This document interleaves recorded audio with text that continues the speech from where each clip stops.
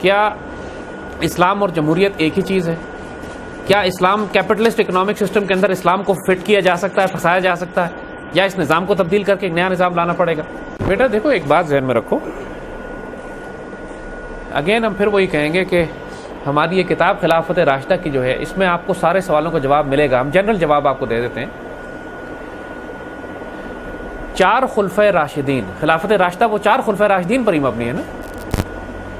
وہ 4 خلفائے راشدین جس طرح منتخب ہوئے ہیں وہ چاروں مختلف طریقہ انداز ہیں.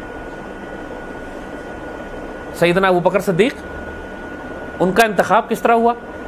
وہ حضور نے اپنی ظاہری حیات مبارک میں ہی آپ کو امام بنا دیا. سب کو معلوم تھا کہ سیدنا ابوبکر صدیق سے بڑا مقام کسی کا نہیں ہے، آپ پہ بیعت کر لی گئی. سیدنا ابوبکر صدیق نے نامنیٹ کیا کہ میں عمر کو چھوڑ کے جاتا ہوں. سب لوگوں سے پوچھا خوش ہو؟ سب نے کہا جی خوش ہیں. عمر کو، سیدنا عمر ہو گئے. سیدنا عمر زخمی ہوئے، آپ نے 6 بندوں کی ٹیم بنا دی. 6 بندوں کی ٹیم بنا کے آپ نے کہا مسلمانوں سے جس کو مرضی چاہو سلیکٹ کر لو اس میں سے، اور اس میں سے آپس میں وہ صحابہ آپس میں کچھ وڈرا کر گئے، کچھ آپس میں مشورہ ہوتا گیا. آخر میں اس میں سیدنا عثمان الیکٹ کر لیے گئے. سیدنا عثمان شہید ہوئے ناگہانی، کوئی نہیں بچا. لوگوں نے سیدنا علی کو بنا لیا. جو وہاں موجود تھے انہوں نے سیدنا علی کی بیعت، کتنا بڑا مقام تھا، لوگوں نے قبول کر لیا. ایک بات آپ نوٹ کریں گے کہ خلافت راشدہ کے پیریڈ میں یہ خاص ایلیمنٹ ہے اسلامی پولیٹیکل سسٹم کا کہ خلافت راشدہ میں اور 1400 سال کی اسلامی تاریخ میں کسی اسلامی ریاست کا کوئی کانسٹیٹیوشن نہیں ہوتا تھا، آئین نہیں ہوتا تھا. مسلمان کانسٹیٹیوشنلسٹ نہیں ہے. یہ جو کانسٹیٹیوشنلزم کا سسٹم ہے نا، یہ وہ ہے وطن کے ساتھ جو ایسوسیٹ کیا، جس کو اقبال نے کہا ہے کہ تازہ خداؤں میں سب سے بڑا آج کل خدا جو ہے وطن ہے، جو پیرہن ہے اس کا وہ مذہب کا کفن ہے. انہوں نے کیا کیا کہ جغرافیہ بنایا، پہلے ملکوں کو تقسیم کیا، انسانیت کو تقسیم کیا جغرافیے پہ. ہر ایک کو الگ قومی ترانہ دیا، ہر ایک کو الگ جھنڈا دیا، قومیت لسانیت کے اوپر یہ ملک تقسیم کیے، اور اس کو ہر ایک کو اپنا کانسٹیٹیوشن دے دیا. اور کانسٹیٹیوشن ان کا خدا ہوتا ہے، ان کا قرآن نعوذ باللہ وہ ان کی بائبل کانسٹیٹیوشن ہے. جو آئین نے کہہ دیا وہ کرنا ہے. آئین ایک انسان کا لکھا ہوا ہے. جس طرح کوئی انسان کے لکھے ہوئے قوانین ہوتے ہیں، آئین انسانوں کے لکھے ہوئے ہوتے ہیں. یہ ممکن نہیں ہے کہ آئین جو ہے انسان کی تمام سیاسی ضرورتوں اور مسائل کے حل ایک آئین میں کوئی انسان سوچ کے حل دے سکے. اسی لیے خلافت راشدہ میں آپ نوٹ کریں گے کہ کوئی کانسٹیٹیوشن نہیں تھا. دیکھو دو کانسٹیٹیوشن. ہمارا طریقہ کار کیا ہے؟ ہمارا ایک جنرل کانسٹیٹیوشن ہے قرآن و سنت، اور قرآن و سنت کی انٹرپریٹیشن ہر دور کے مسائل کو سامنے رکھتے ہوئے مسئلوں کا حل نکالنا، اس کو کہتے ہیں اجتہاد. اور یہ بات حضرت معاذ بن جبل والی روایت سے بالکل واضح ہو گئی تھی کہ جب آپ کو یمن کی مہم پہ حضور نے بھیجا تو حضور نے پوچھا تھا معاذ کیسے فیصلہ کرو گے؟ سیدھی قرآن سے. اذا لم تجدوا، اگر قرآن میں تم کو نہ ملے. یہ نہیں ہے کہ قرآن میں نہ ہو تو کیا کرو گے، قرآن میں ہے. سوال یہ کیا گیا تم کو نہ ملے تو کیا کرو گے. لوگ ترجمہ کرنے والے ڈنڈی مار جاتے ہیں یہاں کہ قرآن میں نہ ہو تو کیا کرو گے. یہ ترجمے کی غلطی جو ہے، اقبال بھی چیخ پڑے تھے اس کے اوپر کہ اقبال تو احکام تو تیرے برحق ہیں، اللہ میاں تیرے احکام تو برحق ہیں، مگر اپنے مفسر، یہ جو ہمارے مفسر ہیں، تعویل سے بناتے ہیں قرآن کو پاجن. تعویل اتنی کرتے ہیں کہ قرآن سنسکرت کی ہندو کی کتاب بن جاتی ہے. اقبال چیخے تھے اس بات کے اوپر کہ تعویلیں کیوں کرتے ہو؟ قرآن میں صاف صاف تو لکھا ہوا ہے.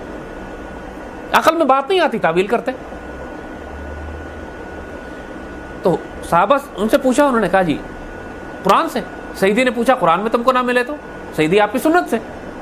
اگر سنت میں نہ ملے اذا لم تجد، پھر وہی اجتہد بالرائے، پھر میں اپنی رائے سے اجتہاد کروں. حضور نے اتنا پسند فرمایا ہے، انہوں نے کہا یہ اب یہ قیامت تک کے لیے لا بن گیا مسلمانوں کا. آج بھی دنیا میں جو آزاد قومیں ہیں ان کا کانسٹیٹیوشن نہیں ہوتا. انگلینڈ کا کانسٹیٹیوشن نہیں ہے. دنیا کی آج سب سے آزاد قوم جو ہے نا، متکبر، تکبر والی اور آزاد، جو کسی کے اوپر کوئی پالیسی اپنے اوپر مسلط نہیں ہونے دیتی، وہ انگلینڈ ہے. اس لیے کہ سارے یہودی بھی وہیں بیٹھے ہوئے ہیں، بینک آف انگلینڈ بھی وہیں ہے، پوری دنیا کو وہیں سے کنٹرول کرتے ہیں. پچھلے کئی سو سال سے یہودیوں کا جو گڑھ ہے، جو مرکز ہے جس سے یہ پوری دنیا میں فتنہ پیدا کر رہے ہیں، وہ انگلینڈ ہے. اور انگلینڈ کا کانسٹیٹیوشن نہیں ہے. ان سے پوچھو تم لوگ کیسے کام کرتے ہو؟ اب دیکھیں الفاظ سنیں، کہتے ہیں ہم اپنی ٹریڈیشن اور روایات لیتے ہیں اور وقت کے تقاضوں کے مطابق فیصلے کرتے ہیں. یہی تو بابا قرآن و سنت اور اجتہاد ہے. یہی تو قرآن و سنت اور اجتہاد ہے. جو ہمارے نزدیک جو قرآن و سنت اور اجتہاد ہے، وہ کہتے ہیں کہ ہم اپنی روایتوں، اپنی ٹریڈیشن، اپنے بزرگوں کے فیصلوں، اپنی تاریخ، اور پھر وقت کے ضرورت کے مطابق جو فیصلے ہوتے ہیں اس کے مطابق ہم فیصلہ کر لیتے ہیں. وہ جو ضروری سمجھتے ہیں کرتے ہیں. وہ یہ نہیں کہتے کہ آئین کے شق 73 کے آئین میں یہ لکھا تھا 74 کی اور پہلی ترمیم میں, دوسری ترمیم میں, تیسری ترمیم میں. یہ غلاموں کے لیے ہوتا ہے. اور ڈیموکریسی کی فنڈامنٹل شرط, جو غلاموں کو ڈیموکریسی دی جاتی ہے, اس کی فنڈامنٹل شرط یہ ہے کہ آپ ایک کانسٹیٹیوشنلسٹ ہوں گے. ایک آئین بنا کے آپ کو دیا جائے گا 4 وکیلوں کی طرف سے, آپ نے اس آئین کو فالو کرنا ہے. قرآن و سنت پیچھے رہ جائے, آئین توڑنے پر سزائے موت ہے, قرآن و سنت اللہ رسول سے جنگ کرتے رہیں, وہ جائز ہے, اس میں کوئی مسئلہ نہیں. بات سمجھے آپ؟ تو بات صرف یہ نہیں ہے کہ الیکشن کس طریقے سے کرانے اور ووٹنگ کیسے دینی ہے. اس پورے نظام کے ماحول کو سمجھو, اس پورے نظام کی اسپرٹ کو سمجھو. جو سود اور ربا کا نظام ہے نا, وہ صرف یہ نہیں ہے کہ آپ نے 100 روپے دیے اور 110 روپے واپس لے لیے اور سود ہو گیا. اس لحاظ سے تو کرنٹ اکاؤنٹ میں آپ پیسے رکھے تو سود ہی نہیں ہے وہاں پہ, تو آپ تو پھر اسلامی نظام نافذ ہو گیا وہاں. تو پھر تو جھگڑا کس بات کا ہے؟ پھر آپ بینک کے اندر 100 روپے رکھیں آپ کرنٹ اکاؤنٹ میں, وہاں تو سود نہیں ہے. بات سود کی نہیں ہو رہی, سود کے نظام کی ہو رہی ہے. اور سود کے نظام کو اللہ نے, سود کی پریکٹس, اکنامک پریکٹس جو ہے, پھر حضور نے اس کی تشریح فرمائی ہے کہ سود لینے والا, سود دینے والا, اس پر گواہ بننے والا, اس کو لکھنے والا. صرف بات سود کی نہیں ہو رہی ہے خالی کہ 100 روپے دیے 110 روپے لے لیے, اس کے نظام کی بات ہو رہی ہے. اور پھر اس نظام کو ڈیفائن کیا ہے خود سورہ بقرہ میں اللہ تعالیٰ نے, من یکفر بالطاغوت, طاغوت کا لفظ استعمال کیا اس کے لیے. طاغوت کوئی فرد نہیں ہے, طاغوت جو ہے وہ ایک نظام کا نام ہے. یہی پورا کفر کا نظام جس میں اکنامک سسٹم بھی ہے, پولیٹیکل سسٹم بھی ہے, جوڈیشل سسٹم بھی ہے, سوشل سسٹم بھی ہے, یہ سارے نظام جو قائم ہے, اس کو ملا کر جو نظام بنتا ہے یہ طاغوت ہے. اور اللہ نے من یکفر بالطاغوت ویؤمن باللہ کا حکم دیا, جو طاغوت کا کفر کرے اور اللہ پر ایمان لائے. تو طاغوت ایک فرد تو نہیں ہے, طاغوت ایک شیطان تو نہیں ہے, طاغوت ایک نظام کا نام ہے. طاغوتی طاقتیں سنتے ہیں نا آپ, اردو میں الفاظ سنے جاتے ہیں. طاغوت ایک نظام کا نام ہے.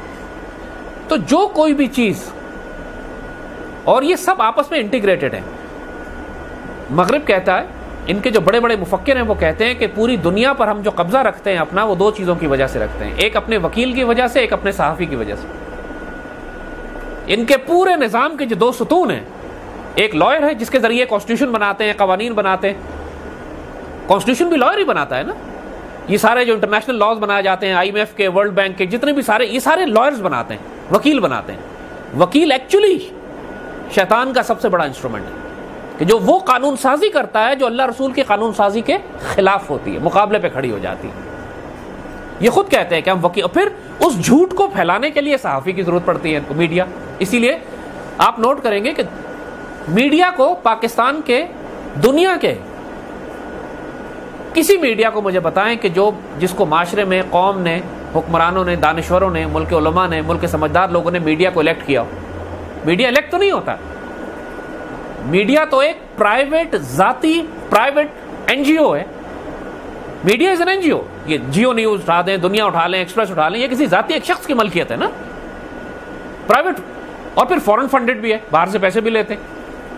تو فورن فنڈڈ پرائیویٹ NGO, اس کو یہ اختیار کس نے دیا ہے کہ ملک اور قوم کے پورے نظام کو, نصیب کو تبدیل کرتی پھرے اپنی مرضی اور فہم اور فکر کے مطابق, اور وہ اس پیسوں کے مطابق جو باہر سے اس کو دیے جاتے ہیں. اس کو یہ رائٹ کس نے دیا ہے کہ میرے کمرے میں گھستی چلی آئے, میرے دفتر میں گھستی چلی آئے مائک لے کے. اور جناب صحافی کو آزاد صحافت ہے, پیشہ ورانہ ذمہ داریاں پوری کرتے پھر رہے ہیں. کس نے حق دیا ہے اس کو اس بات کا کہ میری پرائیویسی میں حملے کرے؟ مومن کی جس طرح جان حرمت والی ہے, اس کا مال بھی حرمت والا ہے نا. حجۃ الوداع پہ یاد ہے نا آپ کو, حضور نے فرمایا تھا کہ مومن کو آپ قتل نہیں کر سکتے, اس کا مال نہیں لوٹ سکتے. اسی طرح مومن کی عزت پہ بھی حملہ نہیں کر سکتے. عزت پہ حملہ کرنا بھی ویسے ہی ہے جیسے آپ اس کی جان پہ یا اس کے مال پر حملہ کر رہے ہیں. آپ ہمارے گھر, کسی کے گھر میں آئیں, چیزیں چوری کر کے لے جائیں, کر سکتے ہیں؟ نہیں کر سکتے. قتل کر جائیں, کر سکتے ہیں؟ نہیں کر سکتے. تو آپ مائک لے کے اس کے گھر میں گھس کے اس کا تماشا دنیا میں کیسے بنا سکتے ہیں؟ یہ بھی اتنا ہی حرام ہے. یہ سارا میڈیا ہمارا حرام ہے. یہ جو طریقہ کار پہ چلا رہے ہیں یہ حرام ہے. حکم ہے برائیوں کو دباؤ, اچھائیوں کو پھیلاؤ. یہ برائیاں اچھالتے ہیں کیونکہ ہیڈ لائن بریکنگ نیوز بنتی برائی سے. تو میری جان, یہ سب کچھ مل کر طاغوت کا نظام بنتا ہے. طاغوت ایک فرد نہیں ہے. جمہوریت اس نظام کا حصہ ہے. کوئی وجہ تو ہے نا, کوئی سوچو تو صحیح نا, کہ کیوں ڈیموکریسی کا نام لے کر پورا کفر آج چیخ چیخ کے ڈیموکریسی کا نام لے کر مسلمانوں پر مسلط کر رہا ہے. ذرا سوچو تو صحیح نا کہ اس نظام میں ہے کیا. کیونکہ ڈیموکریسی کے ساتھ وہ لے کر آتے ہیں فری میڈیا, فری میڈیا کے ساتھ لے کر آتے ہیں اپنی مرضی کے سارا فساد و فتنہ کے جو معاشرے میں پھیلایا جائے. ڈیموکریسی کے ساتھ لے کر آتے ہیں وہ کیپٹلسٹ اکنامک سسٹم, سودی نظام اور ربا کا نظام اور بینکاری کا نظام. جمہوریت صرف الیکشن اور ووٹ ڈالنے کا نام نہیں ہے, وہ ایک بہت بڑے نظام کا ایک بہت اہم ستون ہے. تو جب آپ اس پورے نظام کو ریجیکٹ کرتے ہو, جب ہم ڈیموکریسی کو ریجیکٹ کرتے ہیں تو ہم ساتھ ساتھ اس مادر پیدر آزاد صحافت کو بھی ریجیکٹ کرتے ہیں, پھر ہم سود اور ربا کے نظام کو بھی ریجیکٹ کرتے ہیں, پھر ہم اس اینگلو سیکسن 1860 کے بنائے ہوئے انگریز کے جوڈیشل سسٹم کو بھی ریجیکٹ کرتے ہیں. ہاں, کیونکہ طاغوت کو پورا ریجیکٹ کرنا ہے نا, یہ تو نہیں کرتے. وہ کہتے ہیں آئین کی اپنے آرٹیکل 6 کی, آئین کی آپ نے ایک شق کی جناب خلاف ورزی کی تو آرٹیکل 6 کی تحت سزائے موت لگے گی. ارے بابا, آئین کی تم ایک شق کی خلاف ورزی کرنے پہ تو سزائے موت دے سکتے ہو, پورے قرآن کی جو بےحرمتی کر رہا ہے اس کے ساتھ کیا کرو گے؟ تو یہ تو آپ نہیں کر سکتے. قرآن کی ایک آیت کو میں مانوں گا دوسری کو نہیں مانوں گا. قرآن نے تو بڑا اس پہ اعتراض کیا کہ تم قرآن کے کچھ حصے پہ ایمان لاتے ہو, تو منون ببعض الکتاب و تکفرون ببعض, کچھ حصے پہ ایمان لاتے ہو کچھ سے انکار کرتے ہو. الا للہ دین الخالص, اللہ کے لیے تو خالص دین ہے. یہ قرآن, یہ ساری کی ساری قرآن کی آیتیں. تو بچے جان, مسئلہ ہمارے ساتھ یہ ہوا ہے کہ جب غلام نسلیں پیدا ہوتی ہیں نا, جب نسلیں غلام پیدا ہوتی ہیں, مثال آپ کو دیتے ہیں کہ جو ہمارے گھروں میں بطخیں اور مرغیاں ہوتی ہیں نا, بطخیں تو پوری دنیا میں اڑنے والی برڈ ہے نا, بطخ اڑتی ہے ہمیشہ. ہمارے گھروں میں جو بطخیں نہیں اڑتی, حالانکہ سب کچھ وہی ہے ان کے پاس, پر بھی وہی ہے, وزن بھی وہی ہے, سائز بھی وہی ہے, بطخ بھی وہی ہے, نسل بھی وہی ہے, کویک کویک بھی ویسی کرتی ہے, اڑتی کیوں نہیں ہے؟ سوچا ہے کبھی؟ یہ اتنی نسلوں سے پنجرے میں رہتی آئی ہیں, ان کو 100-150 سال سے پنجرے میں رکھا گیا ہے کہ ان کے جو بچے پیدا ہوئے ہیں وہ یہ ان کے ذہن و فکر سے یہ بات نکل گئی کہ ہم پرندے مڑ بھی سکتے ہیں, ورنہ کمی کوئی نہیں چھوڑی اللہ نے ان کے اندر. وہ اتنے عرصے غلام رہے ہیں کہ اب وہ اڑنا بھول گئے, ان کے ذہنوں میں فکروں میں یہ بات ہی نہیں ہے کہ مڑ بھی سکتے ہیں. حالانکہ بطخ پوری بطخ ہے, اڑ سکتی ہے, اڑنا چاہے تو محنت کرے تھوڑی سی تو اڑ جائے گی. یہی بات قائد اعظم نے کہی تھی اپنی قوم کے بارے میں کہ ہماری قوم اتنا عرصہ غلام رہی ہے, اس کو آزادی مل گئی ہے لیکن اس کو شعور نہیں ہے کہ ہم آزاد ہو گئے, یہ ابھی تک ذہنی طور پر غلام ہے. اور جس دن اس قوم کو احساس ہو جائے گا کہ ہم آزاد لوگ ہیں, اس دن ان کو آسمان کی بلندیوں پر جانے سے کوئی طاقت روک نہیں سکے گی. اسی لیے یہی بات یہودی بھی کہتے ہیں, ان کی جو مشہور کتاب ہے protocols of the learned elders of Zion, جس کے اندر سارے انہوں نے پوری دنیا پہ قبضہ کرنے کے اپنے راز لکھے ہوئے ہیں, اس میں وہ کہتے ہیں کہ ہمیں لاکھوں کی فوج سے, لاکھوں کی آبادی سے خوف نہیں آتا, ہمیں ایک مرد آزاد سے ڈر لگتا ہے کہ وہ مرد آزاد ایک آتا ہے اور وہ لاکھوں کو زندہ کر دیتا ہے, لوگوں کو ہوش دلا دیتا ہے, لوگوں کو احساس دلا دیتا ہے کہ تم بھی آزاد ہو سکتے ہو. اسی لیے اقبال کا سارا کلام آپ دیکھیں تو مرد آزاد سے بات کرتے ہیں. اقبال کا کلام ہی سارا یہ ہے, تیرے آزاد بندوں کی نہ یہ دنیا نہ وہ دنیا, وہ بات ہی کرتے ہیں مردان خدا گاہ و خدا مست, وہ بات ہی مرد آزاد سے کر رہے ہوتے ہیں, غلاموں سے بات ہی نہیں کر رہے. اقبال نے بلکہ اعتراض کیا ہے کہ ان مولویوں کو شک ہے قرآن کے اوپر, اعتراض کرتے ہیں قرآن کے اوپر یہ لوگ, یہ کہتے ہیں کہ یہ انسانوں کو غلام بننے کا طریقہ نہیں سکھاتی, یہ فضول کتاب ہے, ناقص کتاب ہے, قرآن میں بڑی کمزوری رہ گئی ہے, ہمیں یہ سکھاتی ہی نہیں کہ غلام کیسے رہیں. ہر وقت میں کہتی رہتی ہے کہ آزاد بنو, مرد آزاد بنو, شیروں دلیروں کی طرح زندگی گزارو. یہ کیا بغیرتی اور غلامی کی زندگی گزار رہے؟ اسلام میری جان شیروں اور دلیروں کا دین ہے, بغیرتوں اور بے شرموں کا دین ہی نہیں ہے. ان کو سمجھ ہی نہیں آنے والا یہ دین, ان کے لیے ہے ہی نہیں ہے. لہٰذا جو بے شرم اور بغیرت ہو اس کو چاہیے کہ اسلام کے قریب بھی نہ جائے, قرآن کو ہاتھ نہ لگائے, طبیعت خراب ہو جائے گی اس کی, کیونکہ یہ کتاب شیروں اور دلیروں کے لیے بنی ہے, غیرت مندوں کے لیے, مجاہدوں کے لیے, شاہینوں کے لیے, مرد آزادوں کے لیے. بات سمجھے ہو بچوں؟ تو یہ جو جتنا بھی نظام ہے نا جمہوریت کا, یہ ڈیموکریسی کا ہی سسٹم. مسلمانوں کے ہاں پہلی بات یاد کر لینا کہ خلیفہ اپوائنٹ کرنے کا کوئی طریقہ کار متعین نہیں ہے. ہم وقت کے تقاضوں کے مطابق اجتہاد کر کے اپنا امیر سلیکٹ کرتے ہیں. چاروں خلیفہ راشدین ثابت ہو گیا نا یہ بات. ہمارا معاملہ اجتہاد, اور چاروں طریقے قرآن و سنت کے دائرے کے اندر ہے. آپ کو جو چیز دیکھنی ہے کہ جو عمل ہم کر رہے ہیں قرآن و سنت کے خلاف ہے یا نہیں ہے, نہیں ہے کر جاؤ, کوئی پرابلم نہیں ہے. وقت کے تقاضوں کے مطابق جو مرضی ایڈجسٹ کرنا ہے کرو حالات کے مطابق. سیدنا ابوبکر اور طرح سے آئے, سیدنا عمر اور, سیدنا عثمان اور, سیدنا علی اور پھر جو ایک بات کی جاتی ہے کہ آج کے دور میں آپ خلافت راشدہ کا نظام کیسے نافذ کریں گے, وہ تو امام مہدی نے کرنا تھا. کہ یہ بھی ایک بہت بڑی غلط فہمی ہے, بہت بڑی غلط فہمی ہے. خلافت راشدہ کا نظام نافذ کیا جا سکتا ہے, اس میں کوئی پرابلم نہیں ہے, لیکن خلیفہ راشد جو خلیفہ خلافت راشدہ اس وقت بنے گی کہ جب خلیفہ راشد آئیں گے. نظام پہلے قائم کیا جا سکتا ہے, وہ خلافت راشدہ کا نظام آج بھی دنیا میں جہاں جہاں بھی لوگوں نے اس کے بٹس اینڈ پیسز کوئی بھی حصے لگائے ہوئے ہیں، دنیا کے مختلف کانسٹیٹیوشن نے اسلام سے نظام لے کے اپنے نظام کو درست کیا۔ عطا اللہ قاسمی ہمارے رائٹر ہیں، وہ گئے سوئٹزرلینڈ میں، کہتے ہیں ہم نے پوچھا کہ آپ نے اتنا اچھا نظام کیسے قائم کیا یہاں پہ کہ کوئی چوری ڈاکہ ڈکیتی نہیں ہوتی؟ تو سوئٹزرلینڈ پولیس نے ان سے کہا کہ آپ نے حضرت عمر کا نظام نہیں پڑھا۔ پوری دنیا میں جو لوگوں نے خیر کا کام کیا ہے تو مسلمانوں سے سیکھا ہے۔ گاندھی یہ بات کرتا تھا، اپنی قوم کو کہتا تھا کہ اگر ہندوستان میں امن چاہتے ہو تو سیدنا عمر کا نظام قائم کرو۔ جہاں بھی دنیا میں کوئی خیر ہے سیکھی مسلمانوں سے، انہوں نے خلافت راشدہ سے سیکھی۔ حضرت عمر بن عبدالعزیز وہ تو امید خلیفہ تھے نا، خلافت راشدہ ختم ہونے کے بہت بعد میں آئے۔ حضرت عمر بن عبدالعزیز وہ کوئی خلیفہ راشد تھے؟ نہیں تھے، لیکن آپ نے اتنا شاندار خلافت راشدہ کا نظام قائم کیا امید خلیفہ ہونے کے باوجود کہ آپ کو تاریخ میں 5واں خلیفہ راشد کہا جاتا ہے یا نہیں یہ بات؟ جب سیدنا عمر بن عبدالعزیز اس کو قائم کر سکتے ہیں خلافت راشدہ کے ختم ہونے کے بعد، اس سے ہمیں پوری دلیل مل گئی کہ جب بھی کوئی صالح حکمران سیدنا عمر بن عبدالعزیز جیسا آئے گا وہ خلافت راشدہ کا نظام قائم کر سکتا ہے کہ جس میں لوگ زکوٰۃ لے کر پھریں گے، کوئی زکوٰۃ لینے والا نہیں ہوگا۔ اس سے بڑی معراج کوئی نہیں ہے نا، اکنامک پراسپیرٹی کی، خوشحالی کی، اس سے بڑا مقام تو آپ قائم ہی نہیں کر سکتے کہ دنیا میں غریبی ختم ہو جائے، آپ زکوٰۃ لے کر پھریں، کوئی زکوٰۃ لینے والا نہ۔ دنیا کا کوئی اکنامک سسٹم ایسا نظام پیش کر سکا؟ وہ خلافت راشدہ کا نظام تھا، اور وہ خلیفہ راشد نہیں تھے مگر ان کو خطاب دیا گیا خلیفہ راشد کا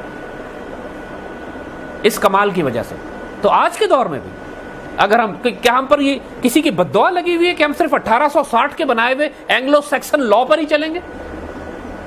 نعوذ باللہ بد دعا لگی ہمیں کسی کی، اس کو ہم تبدیل کر کے قرآن کا لا کیوں نہیں لا سکتے؟ کیا ہمیں بد دعا لگی ہوئی ہے کہ جب تک امام مہدی نہیں آئیں گے ہم سود اور ربا کے نظام میں ہی چلیں گے؟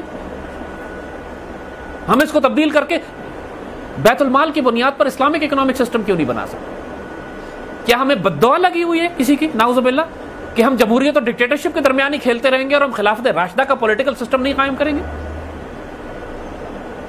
بیٹا یہ غلام لوگوں کی بات ہے، کیسے نہیں ہو سکتا، امام مہدی کریں گے۔ اقبال نے اسی پر کہا تھا، تم ہو کیا ہاتھ پہ ہاتھ رکھے منتظر فرداؤ، کل کا انتظار کر رہے ہو ہاتھ پہ ہاتھ رکھے؟ اقبال نے بڑی سخت بات اس پر کہی تھی کہ تمہارے لیے امام برحق وہ ہے، تمہارے لیے تمہارا لیڈر وہ ہے، تمہارے لیے امام مہدی تمہارا وہ ہے جو تمہیں آج کے دور میں زندہ رہنا، آزاد ہونا سکھا دے۔ بھائی جس طرح قیامت تو آنی ہے نا، آگے سب کو پتا ہے قیامت آئے گی، آپ قیامت کے انتظار میں ہاتھ پہ ہاتھ رکھ کے بیٹھے رہتے ہو، یا اپنی موت کی وجہ سے آپ نیک عمل کرتے ہو کہ پتہ نہیں میری موت تو شاید کل پرسوں کسی وقت واقع ہو جائے؟ آپ کے لیے قیامت کون سی ہے بتاؤ؟ آپ کی موت کا وقت، جب آپ کی موت آ گئی آپ کے لیے تو قیامت آ گئی، اس کے بعد دنیا 1000 سال رہے یا 10,000 سال رہے آپ کو کیا فرق پڑتا ہے؟ آپ کا ٹائم تو ختم ہو گیا۔ اسی طرح آپ آج کی دنیا میں ہو، اللہ تعالیٰ حضرت عیسیٰ کو کب بھیجتا ہے، امام مہدی کو کب بھیجتا ہے، ہرمجدون کی جنگ کب ہوتی ہے دنیا پہ، پوری دنیا پہ وہ دجال کب نکلتا ہے، دجال کب قتل ہوتا ہے، وہ بات کی باتیں ہیں۔ آپ وہ ڈیوٹی کرو جو آپ کے سامنے ہے۔ میرے آقا سیدی صلی اللہ علیہ وسلم نے فرمایا کہ اگر تم کو پتہ لگ جائے کہ کل قیامت آنے والی ہے اور آج تم کھجور کا پودا لگا رہے ہو تو پودا لگاتے رہو، ہاتھ نہ اٹھانا، یہ نہ کہنا کل قیامت آ رہی ہے کیا فائدہ کام کرنے کا۔ اپنی ڈیوٹی کرو جو تم نے کرنی ہے، تمہارے وقت کی پوری کرنی ہے۔ اقبال نے یہی بات کہی تھی، وہی ہے تیرے زمانے کا امام برحق جو تجھے حاضر و موجود سے بیزار کرے، موت کے آئینے میں دکھا کر تجھے رخ دوست، زندگی اور بھی تیرے لیے دشوار کرے، ہوئی جس کی خودی پہلے بیدار، وہی مہدی وہی آخر الزمانی۔ بھئی تمہارے لیے تو وہی مہدی اور وہی آخر الزمانی ہے کہ جو تم کو ذلت و غلامی اور رسوائی سے نکال کر عزت کے مقام پر بٹھا دے۔ اصل مہدی جب آئیں گے سو آئیں گے۔ مہدی کسے کہتے ہیں؟ رائٹلی گائیڈڈ، ہدایت یافتہ۔ ایک انسان کی قیامت اس کی موت ہے نا، ایک انسان کی قیامت اس کی موت ہے، تو انسان اپنی موت کے لیے تیاری کرتا ہے کہ میری موت کسی لمحے آ سکتی ہے، ابھی آ جائے گی، شام کو آ جائے گی، صبح آ جائے گی، مجھے نہیں معلوم۔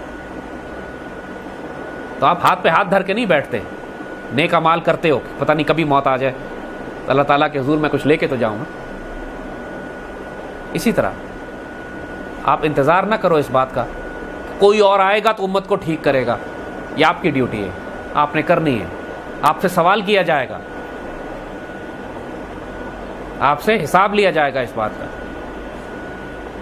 تو بچے جان، آپ کا جو سوال